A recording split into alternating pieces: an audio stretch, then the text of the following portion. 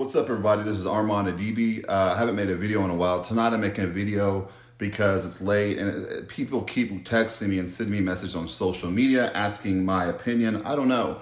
I'm going to read the article. There's two. I might read two different articles because they say a little bit different stuff.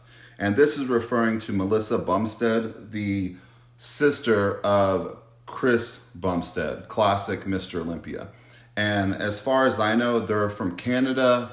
And her husband is Ian Valère. I believe that's how you say it. He's a professional bodybuilder also. I think he's ranked like 7th or 8th. I'm not really sure. Like I said, there's some other stuff, or there may be some other stuff coming out bashing them in a sort of way.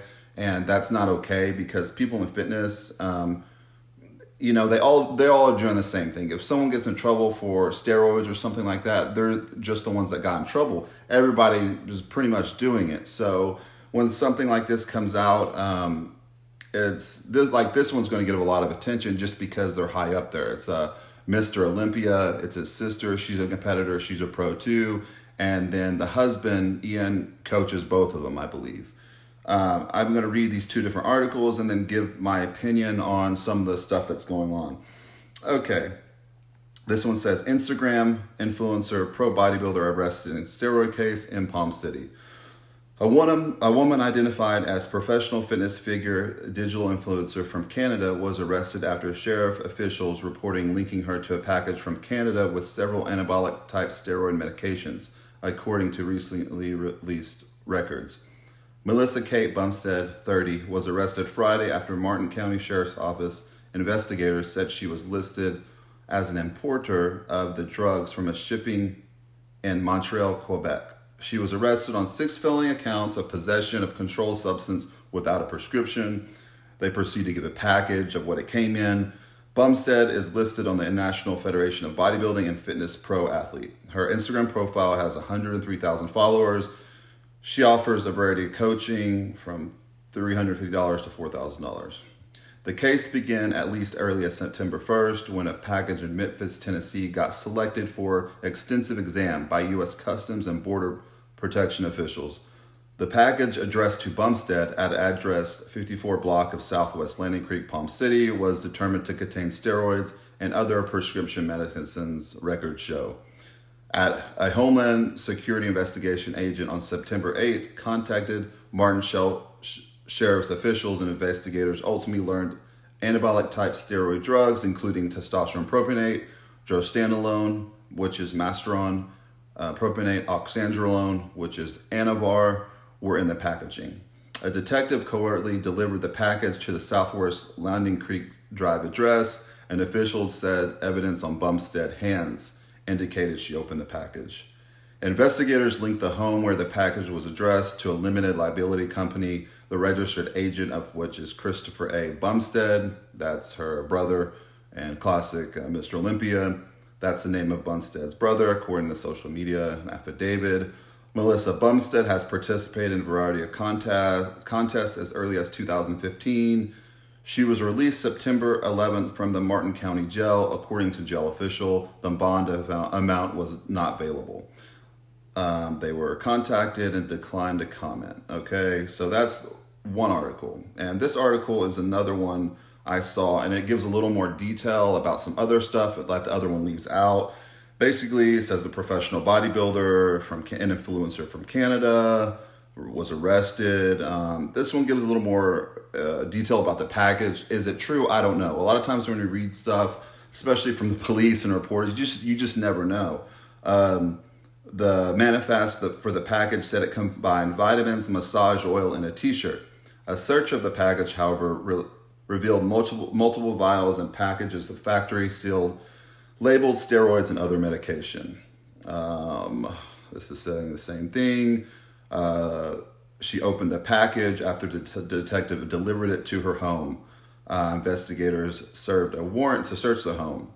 According to arrest report, which included the controlled substances, this says a couple additional drugs, okay? Testosterone propionate, drostanolone, which is Masteron, Trenbolone acetate, which is commonly known as Trin, oxandrolone, which is Anavar, Mestorolone, which is Proviron, and Stanozolone, which is Winstrol. Okay, so this one, authorities said Bumstead said she had powder on her hands when she opened the package. So Bumstead faces 6 counts of possession of a controlled substance without a valid prescription. Okay, so it got searched because they're having it shipped from Canada, which that's a no. I mean, it's going through customs. That's how it got caught.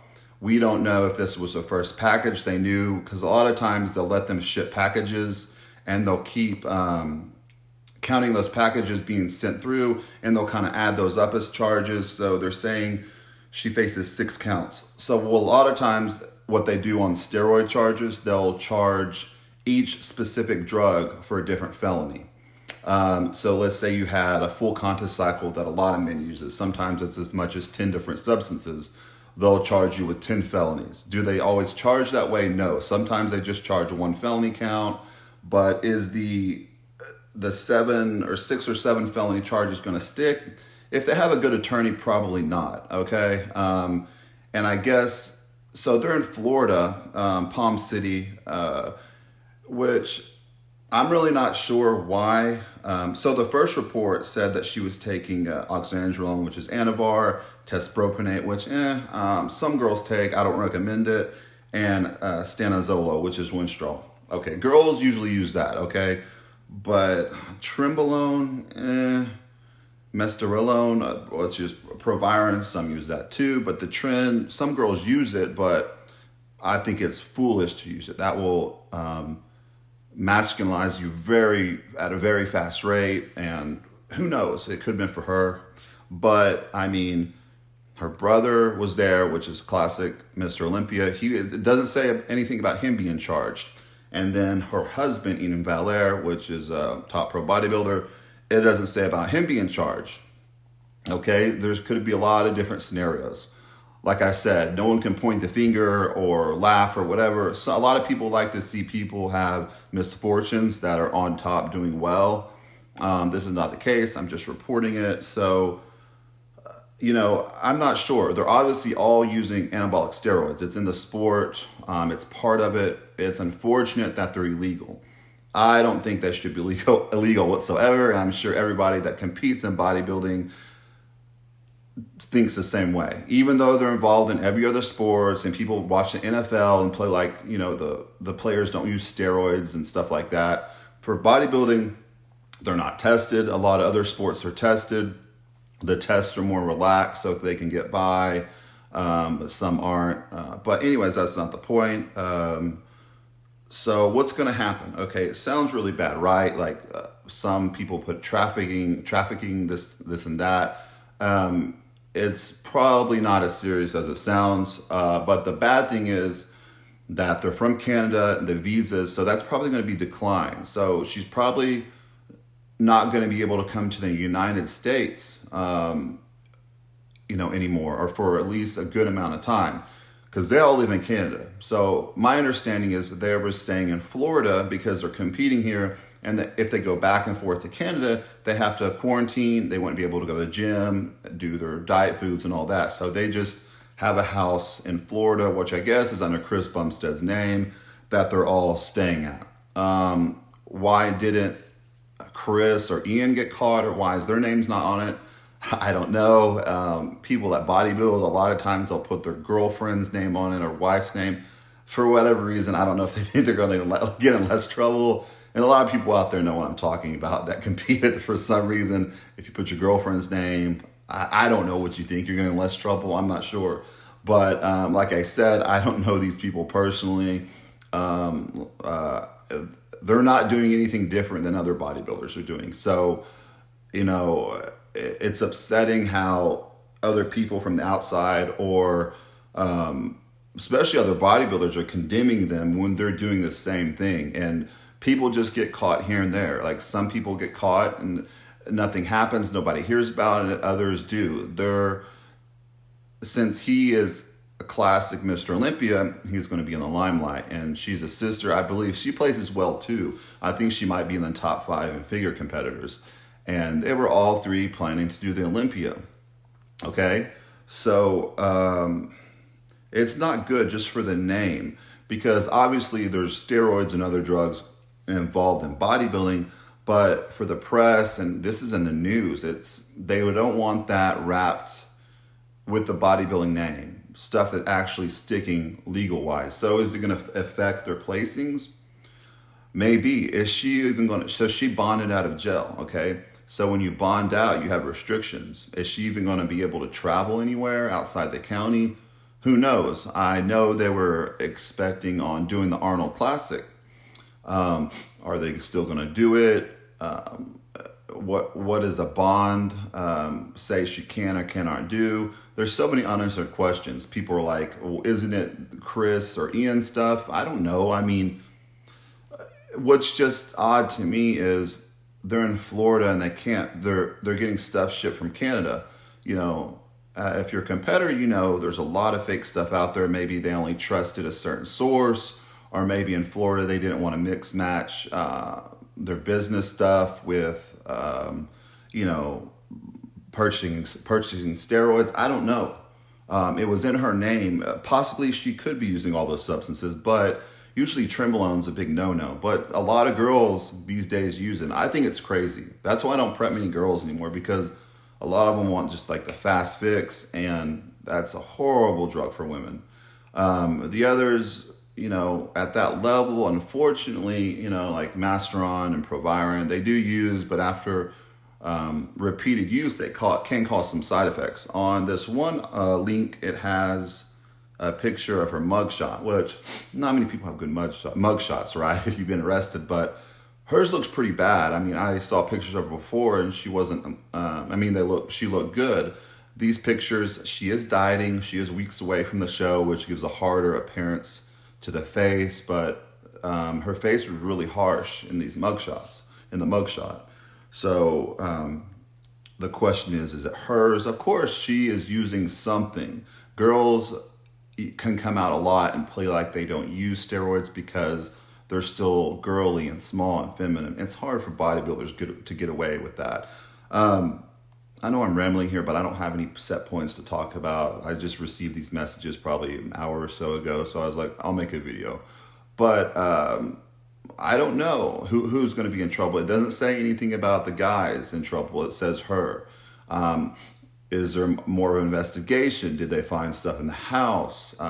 Was this a first package they seized, or is it multiple packages? So they did a scheduled delivery where they probably had some sort of powder residue on the package or in the package, and when it's open, the residue gets on your hands. And that's how they probably linked it to her. There might have been some sort of special light or agent they used to identify the powder on their hands.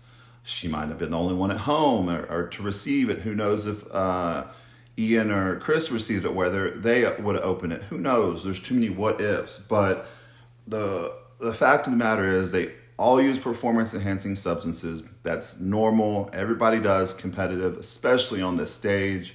So for people to condemn them or make fun of them is not cool. And they're on the top. A lot of times, Chris Bumstead's on the top. A lot of times when you're on the top or doing really well, people want to see you fail. So who knows if this is legit. Some person sent me a few texts or screenshots too. I think there's one video out there so far someone's made on YouTube. I haven't watched it. Someone sent me some screenshots from it though. And I think the clickbait was a little mistitling. A lot of people do that. It said trafficking, which I guess it can be considered. But like I said, it always sounds worse on paper. So if she hires a good attorney, she could probably get some sort of probation, or they might ask her to work with them and rat or snitch on other people involved. But the only thing I don't know is why were they having it shipped from Canada to Florida? They might have a trusted source there. Like I said, it just doesn't make sense. That's really risky when you're doing across the border lines like that. It's dangerous. It's not smart. And in Florida, I think they're with the nutrition company, and the guy that owns it is a well-known supplier to all his clients. That's why a lot of people go to him, because he supplies them good quality performance enhancement. But I don't know. Like I said, I don't know. You can comment below your thoughts. Like I said, this is going to be out in the media, so it's not like I'm like, well, look at these people, they're doing something bad. Hey, when I competed, we had to take the same stuff. That's one thing I do not miss about not competing anymore, having to take stuff and it being illegal. Like I said, I don't think it should be legal. What you put in your body is your own business. A lot of people believe in the roid rage stuff. Can it happen? Maybe at a young age. That's a whole nother video. But what do y'all think about this? I mean, like I said, I received a lot of text messages tonight and a lot of videos. People love gossip, of course, but it's also a big thing. It's Mr. Olympia. Well, classic Mr. Olympia. And the sister is also a figure pro. I think she was planning on competing at the Arnold and Olympia. I'm not really sure about her career. And Ian, I know he just competed here in Dallas, Texas. He won the Texas Pro, beating Steve Kuklo, which we thought Steve was going to win that. His conditioning was a little off, so Ian came in and picked up the win. And I'm sure it's not easy traveling all the time, but like I said, I think they have a place. It was under Chris's name. So who knows where it goes from here? Who knows if they're going to watch them carefully now, since they're obviously, classic Mr. Olympia and then a top pro bodybuilder. Just their size alone brings attention. So that's one thing, like I said, I didn't like about the industry, the stuff you have to take. And a lot of times it's illegal. You're bringing stuff, you're shipping stuff. Everybody's done it. And it's illegal in the United States, unfortunately. I think it wastes a lot of money, a lot of time, and it's silly, but these are the laws, and that's a chance you take when you're competing and having to get stuff. And a lot of people do make their living selling stuff. A lot of people look on Instagram and they see these bodybuilders, these fitness pros, bikini pros, and they think they're making money. Few of them are making money, and what they are making is very little. So the lavish lifestyles you see them living, the cars, the houses, if any of that is real, they're not making it from competing or fitness. Unless you're like the top two, maybe you're making good money. But most of them, unfortunately, sell gear, because working an 8-to-5 job is not ideal for bodybuilding. Ideal for bodybuilding is sitting at home, eating, resting, sleeping, training, doing your cardio, and that leads a lot of bodybuilders, unfortunately, to make money in other ways, which, a lot of them, I would say most bodybuilders do sell stuff to people, and it's unfortunate they have to pay the bills, and it's unfortunate bodybuilding alone and contracts do not pay the bills. I wish them the best of luck. I hope she gets out of this mess and just gets a little slap on the wrist, or I hope it doesn't go any further than this, because I still love bodybuilding, even though I'm not a competitor anymore, and even though I'm not totally in love with it like I used to be, because the competition has gone down a lot. But still, I don't like seeing anybody get in trouble. Like I said, they seem like nice people. One thing, I saw a podcast one time. It's not the best idea. They're going on podcast and talking about I'm talking about her brother and her husband or boyfriend. I'm not sure I think they're married, but they're talking about their cycles they currently use and what they like better. Okay, you're going publicly on YouTube, which is pretty much TV now, and telling people what you're illegally putting in your body. That's not illegal to talk about it, but stuff like that, if you get caught and you're in court, it's not good for court. Sometimes they can bring that in and say, look, he's talking about all the legal stuff he's involved in, or he does, or what he takes. So that's just my take on it. I wish her the best, and I'm sure this just came about hours ago, so I'm sure a lot of people's going to be making videos, and more articles are going to be coming out, and we'll know more of the facts. Like I said, I just read the 2 articles, and I gave a little bit of my opinion, but I'm not going to go in super deep and say they did this, because we're all doing the same thing in fitness. So take care out there. Hopefully this doesn't ruin their name for their upcoming shows, whether it be the Arnold or Olympia. And I know she's going to have trouble, this just on her record, from coming back to the United States with her visa. So that's unfortunate. But take care, everybody. Comment below. I'll try to put the 2 links of the the articles down below. Okay, everybody have a good night.